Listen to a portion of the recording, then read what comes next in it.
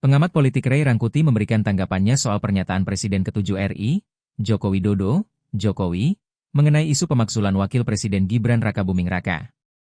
Sebelumnya, usulan pemakzulan ini disampaikan Forum Purnawirawan Prajurit TNI yang secara resmi mengajukan kepada DPR dan MPR RI. Usulan itu tertuang dalam surat bernomor 003 FEPNI V 2025 tertanggal 26 Mei 2025, yang ditujukan kepada Ketua MPR RI, Ahmad Muzani dan Ketua DPR RI, Puan Maharani. Soal usulan pemakzulan Gibran ini pun sudah sampai ke telinga Jokowi.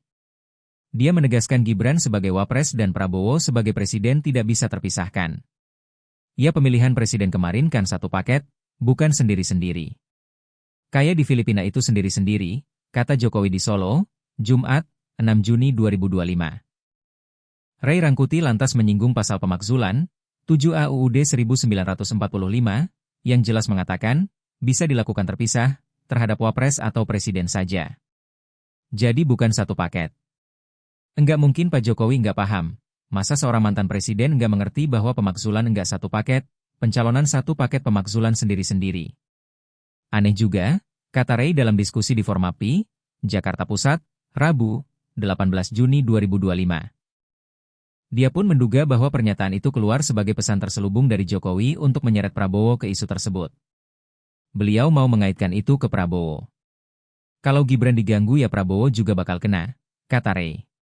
Sebelumnya, pakar hukum tata negara, Mahfud MD, menepis pernyataan mantan Presiden Joko Widodo, Jokowi, soal Prabowo Gibran satu paket di tengah usulan pemakzulan.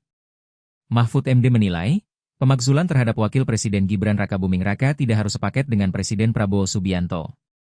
Dia pun mengingatkan soal lengsernya Presiden kedua RI, Soeharto, dan Presiden keempat RI, Abdurrahman Wahid atau Gus Dur.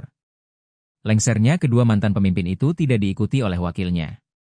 Adapun dua wakil presiden saat itu adalah B.J. Habibie yang mendampingi Soeharto dan Megawati Soekarnoputri sebagai pasangan dari Gus Dur.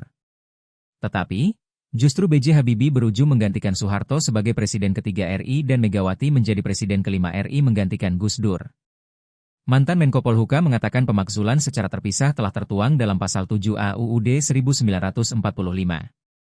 Dia juga menjelaskan jika pemakzulan bisa dilakukan jika ada pelanggaran hukum yang dilakukan.